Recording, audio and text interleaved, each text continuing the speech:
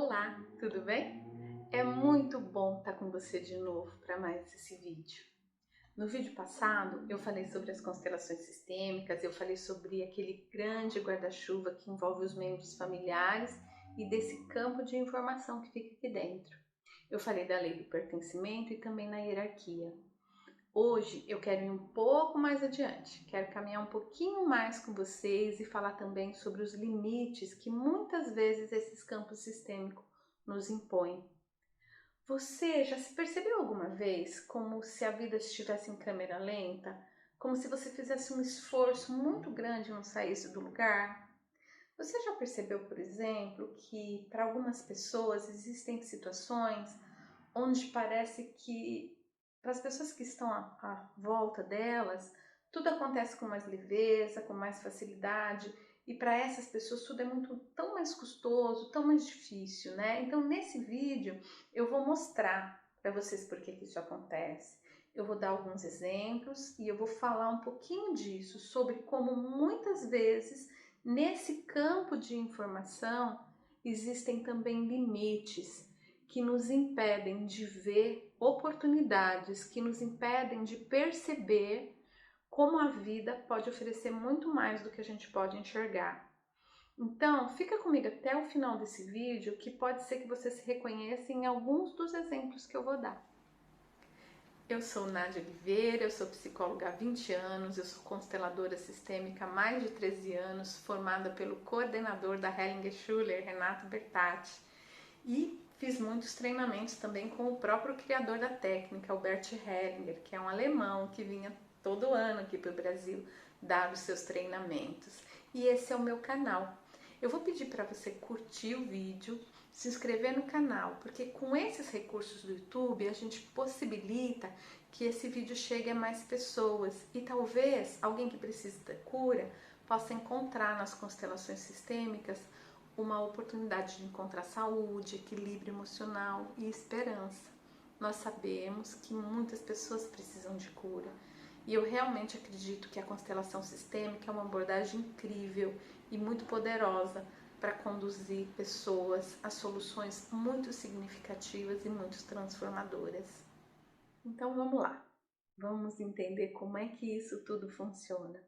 Imagine então aqui um grande guarda-chuva em volta dessa família, um guarda-chuva com todas as informações, todas as emoções, todos os pensamentos, todas as histórias vividas por essa família.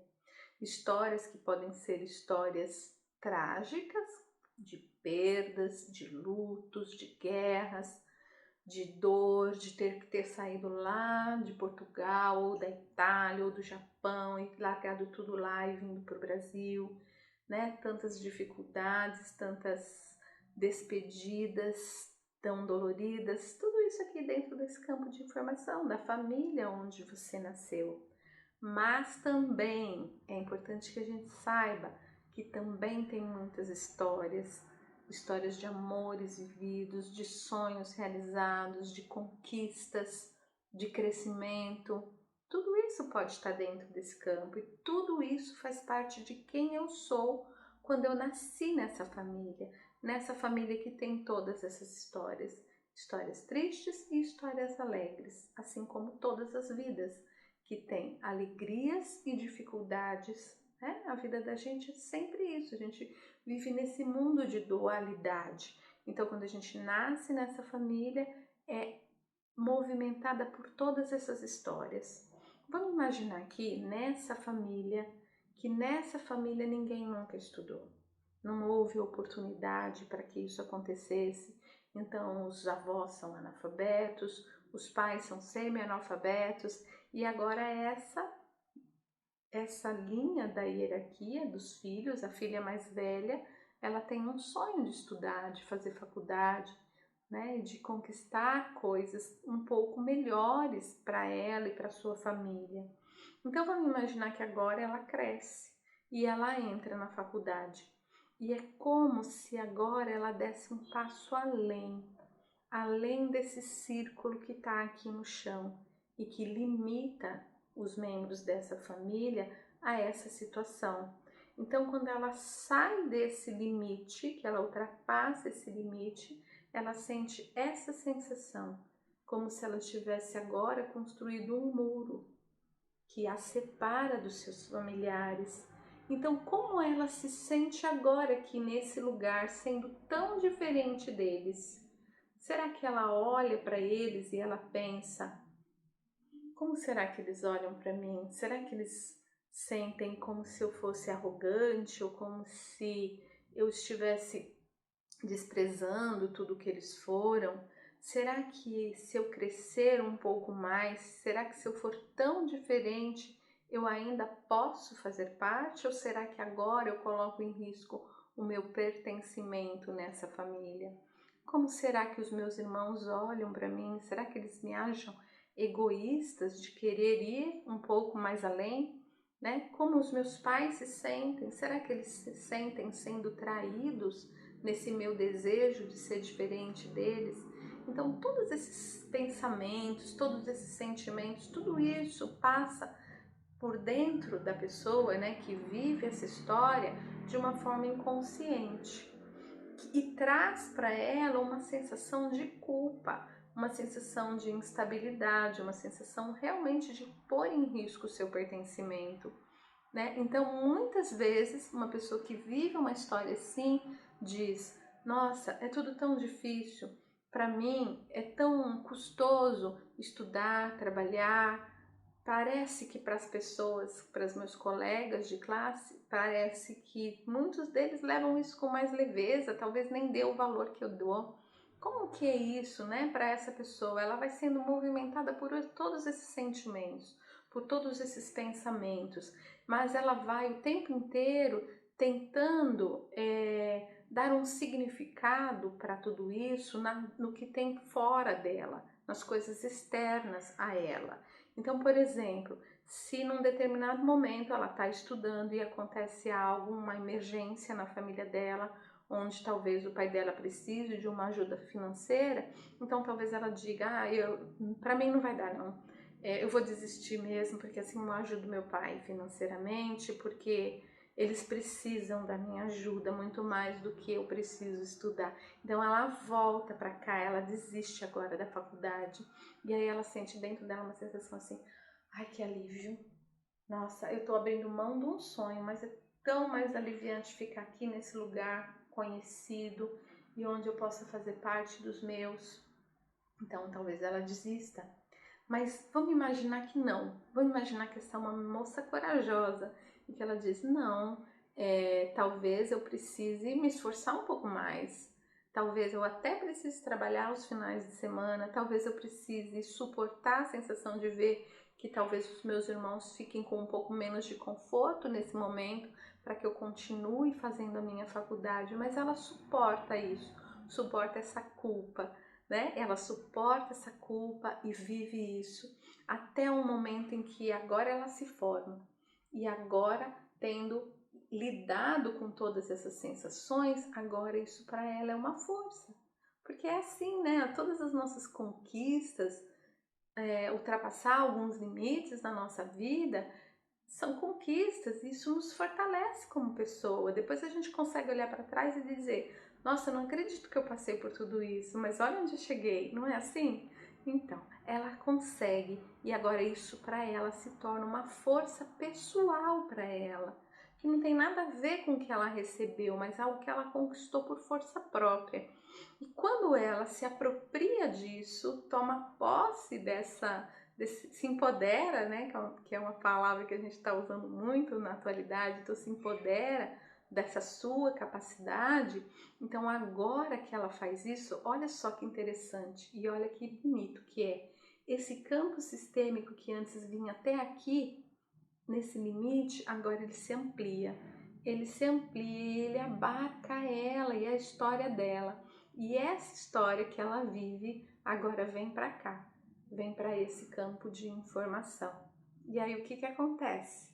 Agora, quando o irmão dela for para a faculdade, se ele tiver também esse desejo, ele não vai precisar viver todas essas sensações que a irmã viveu, todo esse desconforto, como se estivesse traindo né? Isso a gente chama de lealdade sistêmica. Muitas vezes as pessoas ficam, né, não se permitem prosperar, não se permitem crescer, porque tem uma necessidade e um desejo de ficar aqui, ó, juntinho com os seus, fazendo parte, pertencendo, né? Então, olha, essa história desse limite, dessa forma, né, que a gente precisa às vezes se sentir até culpado por ser diferente, acontece em vários aspectos da nossa vida, vários mesmo. Por exemplo, um dia desses eu estava fazendo uma entrevista com uma pessoa que estava se separando, que o marido tinha traído ela e ela não queria deixar o marido ver a criança, porque o marido estava com a namorada. Então, toda uma situação, né, dentro do judiciário, muito conflitiva, muito difícil para todos os envolvidos. Então, o pai do menino reclamava que a mãe fazia alienação parental, que ela não deixava o filho ir visitá-lo, que não deixava ir porque a namorada estava lá. E aí essa moça veio fazer a entrevista comigo e aí ela me conta, na sua dor, uma dor legítima, né? Que ele traiu ela, que realmente ela não queria deixar o filho ir lá na casa porque a namorada dele estava lá, a que tinha sido o pivô dessa separação. Então uma dor muito profunda e uma dor muito legítima. E quando eu pedi para ela colocar os bonequinhos, né, um em relação ao outro, vou dar esse exemplo para vocês que é bem legal. Olha só, eu pedi para ela colocar um bonequinho para ele e um bonequinho para ela. E também colocar um boneco para o filho. E ela colocou ele bem assim, né? Mais próximo dela, mas no meio dos dois. O que significa também que esse filho já está meio que entrando nesse conflito, querendo tomar partido, né? Se imiscuindo nas histórias dos pais, né? Essa palavra que o Hellinger usa muito nos livros dele. Então, se misturando aqui na briga dos pais e talvez até sendo leal à própria mãe. E quando ela colocou os bonecos nessa forma, ela colocou a bonequinha dela virada um pouquinho para trás, para o outro lado. A sensação, né, que a gente poderia olhar e tentar imaginar que ela olha para essa mulher que foi o pivô dessa constelação, mas eu coloquei uma mulher, né, uma outra mulher, eu coloquei virada assim para onde ela olhava e eu disse para ela: olha para essa mulher, o que você sente quando você olha para ela? E ela disse assim: eu sinto um amor muito profundo por ela e eu sinto que ela gosta de mim também. E eu tive a impressão naquele momento que era alguém da família dela e não a mulher, né, que tinha sido o pivô da separação dela. E eu disse para ela assim: quem mais na sua família também foi traída assim como você? Aí ela deu uma risada assim: ah, como se é óbvio, né? E eu falei: quem foi? Aí ela disse: a minha mãe, as minhas tias, irmãs da minha mãe, as minhas irmãs, todas elas. E eu disse então para ela dizer assim, eu falei para ela: então diga para sua bonequinha, imagine que a sua bonequinha diz para sua mãe e para essas outras mulheres, né? E aí eu coloquei então outras mulheres assim: diga para elas, agora eu sou como vocês, eu vivo como vocês, igualzinha a vocês, mesmo que isso seja muito duro para mim, muito difícil. E aí ela disse essa frase, quando ela disse essa frase, ela disse: nossa, eu me sinto tão aliviada. Isso é a lealdade sistêmica.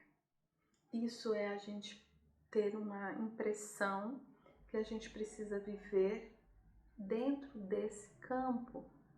Não podemos ser diferentes. Eu não posso olhar para o meu marido e ser feliz se elas também não foram. E ao mesmo tempo, se eu tenho esse desejo, é claro que na minha vida eu vou me atraindo por homens que também, de acordo com o campo sistêmico deles, também precisam viver essa história de trair, né? Então, ela precisa ser traída e ele, na sua história, precisa trair. Então, isso é o que Bert Hellinger fala de encontro de destinos, onde cada um precisa viver a sua história. Na verdade, O que aconteceria se agora ela saísse, né? Então vamos voltar lá para aquele formatinho lá que eu ponho a mãe dela, né? Então, aqui dentro desse campo dela, aqui não existe casamento feliz. Mas vamos imaginar que ela sai desse campo sistêmico e diz: eu não serei tão obediente agora. Eu vou encontrar para mim um homem bom, um homem que me faça feliz, que tenha qualidades e que não me traia. Se ela consegue sair desse campo sistêmico agora e talvez possibilitar que esse homem não traia ela, porque esses jogos dentro dos relacionamentos é que vão fazendo com que as situações aconteçam. E talvez ele também possa sair do campo sistêmico dele quando ele vê que ela olha para ele. Porque quando a gente não sai do campo, a gente entra num casamento olhando para trás. E aí, quando ele não é olhado, ele também olha para lá. E vice-versa, né? Se ela olha para ele e ele olha para lá, ela também não tem força para sair do campo, né? Mas quando então agora, imagina que eles dois conseguem se olhar e ela sai do seu limite e ele sai do limite dele e agora eles se encontram num relacionamento saudável, numa relação onde eles possam cada um olhar para o seu campo sistêmico e dizer: eu vejo vocês, eu respeito o destino de vocês, mas eu faço diferente. E se eu faço diferente, eu faço em honra a todos vocês. O que é essa honra que ela vai fazer em honra a todos eles? Ela vai fazer com que uma nova informação vá para o campo sistêmico. Então, é uma nova informação onde ela encontra um casamento feliz. Agora, essa nova informação, né? O campo de novo, o campo sistêmico se expande e essa nova informação vem para o campo. E agora, a partir dessa nova história, talvez as irmãs dela, ou as sobrinhas dela, ou as mulheres que vêm depois dela, agora podem viver um casamento diferente das que vieram antes. Possam olhar para os homens com outros olhos, encontrar homens diferentes, homens que têm uma outra história dentro do campo sistêmico deles.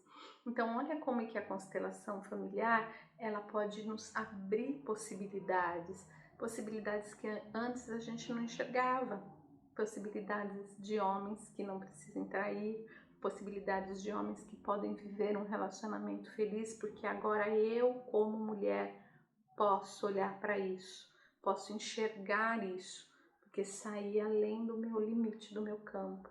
Então isso acontece em muitos aspectos da nossa vida. Então não só nos estudos, mas também na possibilidade de ganhar mais dinheiro, né, de ter um salário melhor do que os que vieram antes, na possibilidade, olha, coisas simples, como por exemplo, se nessa família nunca ninguém viajou para o exterior e agora um primeiro vai fazer uma viagem e talvez ele olhe para os outros e fale: nossa, como será que eles olham para mim? Nossa, eu vou indo, mas será que vão ter inveja de mim? Será que eles vão me achar metido? Qualquer sensação, qualquer expectativa, qualquer coisa nesse sentido, né? Quase como uma sensação de estar fazendo algo errado. Mas aí ela viaja para fora. E depois disso, essa informação está no campo. E agora para os outros que vêm depois, fica mais fácil, fica mais natural, fica mais comum, né? Então a gente pode ir transformando o nosso campo sistêmico a partir dessa nossa sensação, né, que o Hellinger fala de estar com a consciência pesada, fazendo algo bom. É interessante isso que o Hellinger diz, né? Ele diz: às vezes a gente faz algo bom com a consciência pesada e às vezes a gente faz algo ruim com a consciência leve. Por exemplo, quando eu desisto da faculdade e volto a pertencer ao meu campo. Eu faço algo que é ruim para mim e até para o campo, porque eu não vou pôr essa nova informação no campo, mas eu faço isso me sentindo leve. Ser traída pelo meu marido, eu faço de consciência leve, porque eu sou igual às mulheres da minha família. Algo que é ruim para mim, eu faço de consciência leve.